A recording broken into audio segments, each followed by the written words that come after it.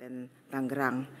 Namun upaya tersebut harus diikuti dengan tindak lanjut penegakan hukum yang tegas dan transparan kepada pelaku utama agar menjadi efek jera dan tidak terulang kembali di daerah lain. Bapak Ibu hadirin yang saya hormati, terkait dengan isu-isu aktual lainnya, Komisi 4 DPR RI juga ingin meminta penjelasan secara komprehensif antara lain, pertama, tindak lanjut dari penyelundupan penyu hijau di Desa Pangyangan, Kecamatan Pekutatan, Kabupaten Jemberana, Bali. Kedua, tindak lanjut desakan warga Pulau Pari, Kepulauan Seribu, DKI Jakarta yang menginginkan mencabut izin persetujuan kesesuaian kegiatan pemanfaatan ruang laut terkait pembangunan fasilitas pariwisata bahari yang diduga berpotensi merusak ekosistem laut. Ketiga, tindak lanjut penolakan warga di Kampung Tapak Kerbau, Desa Gresik Putih, Kabupaten Sumeneb terkait adanya reklamasi laut yang akan dijadikan tambak garam. Yang keempat, tindak lanjut adanya informasi kepemilikan sertifikat HGB di perairan Sidoarjo dan sekitarnya seluas 665 hektar. Kelima, tindak lanjut penolakan warga Surabaya terkait rencana reklamasi Surabaya Waterfront Land seluas 1084 hektar yang mengancam mata pencarian masyarakat pesisir. Saudara Menteri dan anggota Komisi 4 DPR RI yang saya hormati, demikian pengantar yang kami sampaikan. Selanjutnya kami persilahkan kepada Bapak Menteri untuk menyampaikan penjelasan terkait hal-hal tersebut di atas. Kami persilahkan. Terima kasih Ibu Ketua. Bismillahirrahmanirrahim. Assalamualaikum warahmatullahi wabarakatuh. Selamat pagi menjelang siang dan salam sejahtera bagi kita semua. Om Swastiastu, Namo Buddhaya, salam kebajikan. Yang saya hormati Ibu Ketua, para Wakil Ketua dan seluruh anggota DPR RI Komisi 4. Puji syukur kita panjatkan ke Allah Subhanahu wa taala, kehadirat Allah Subhanahu wa taala yang telah mencurahkan rahmat dan hidayahnya sehingga pada hari ini kita diberi kesempatan dan kesehatan untuk melaksanakan rapat kerja antara Kementerian Kelautan Perikanan dengan Komisi 4 DPR RI dengan agenda pemagaran laut dan isu-isu aktual lainnya.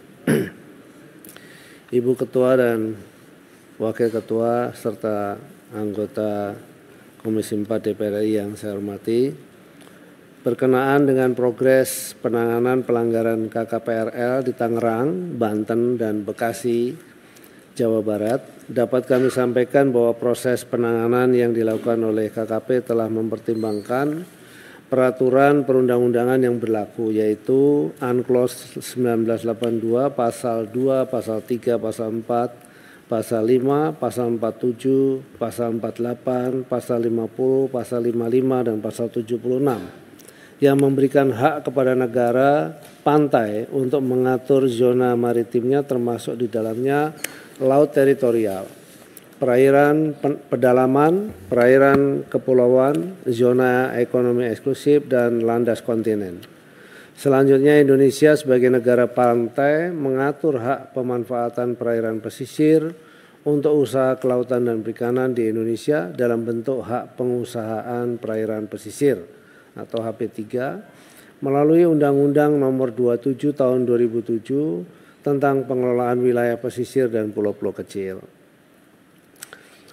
Putusan Mahkamah Konstitusi Nomor 3 /PUU/8/2010 yang ditetapkan tanggal 9 Juni 2011 menyatakan bahwa hak pengusahaan perairan pesisir tidak sesuai dengan Undang-Undang Dasar 1945, sehingga paradigma hukum pemanfaatan ruang laut berubah dari rezim hak menjadi rezim perizinan. Pemanfaatan ruang laut ini selanjutnya diatur melalui Undang-Undang Nomor 1 Tahun 2014 tentang perubahan atas Undang-Undang Nomor 27 Tahun 2007 tentang pengelolaan wilayah pesisir dan pulau-pulau kecil. Berdasarkan pasal 18 dan 19 Undang-Undang Cipta Kerja, pemanfaatan ruang laut secara menetap di wilayah perairan dan wilayah yurisdiksi wajib memiliki kesesuaian kegiatan pemanfaatan ruang laut atau KKPRL. Sehingga pemanfaatan ruang laut yang tidak memiliki KKPRL adalah tindakan pelanggaran hukum yang sanksinya mengedepankan sanksi administratif. Dengan mempertimbangkan dasar hukum di atas, maka sesuai dengan tugas dan fungsi, Kementerian Kelautan Perikanan telah melakukan penyegelan kegiatan pemagaran laut di Tangerang, Banten pada tanggal 9 Januari 2025 dan Bekasi, Jawa Barat pada tanggal 15 Januari 2025 karena tidak memiliki KKPRL. Hal ini perlu dilakukan mengingat kegiatan pemagaran laut yang dilakukan tersebut memberikan dampak negatif terhadap ekosistem perairan laut, mempersempit daerah penangkapan ikan, merugikan nelayan dan pembudidaya, serta mengganggu operasional PLTU Banten 03 dan PLTGU Muara Tawar Bekasi yang merupakan objek vital nasional.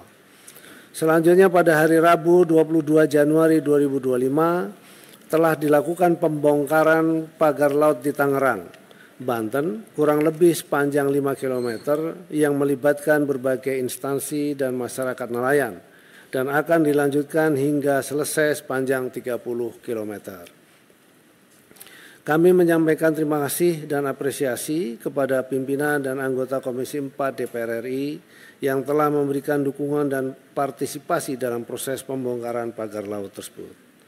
Sebagai solusi penyelesaian permasalahan, maka tindak lanjut yang akan dilakukan Kementerian Kelautan Perikanan adalah yang pertama, melanjutkan proses investigasi dan pemeriksaan terhadap pembangunan pagar laut yang telah dilakukan penyegelan oleh Polsus KKP sesuai dengan peraturan yang berlaku.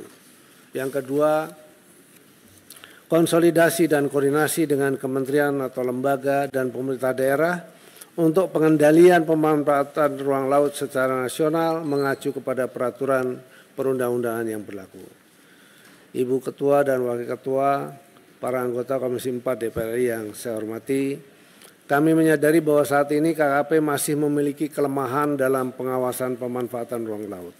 Akibat adanya keterbatasan sarana prasarana dan dukungan operasional yang membutuhkan penguatan anggaran, serta penguatan tugas, fungsi dan tanggung jawab Kementerian Kelautan Perikanan melalui revisi Undang-Undang Kelautan.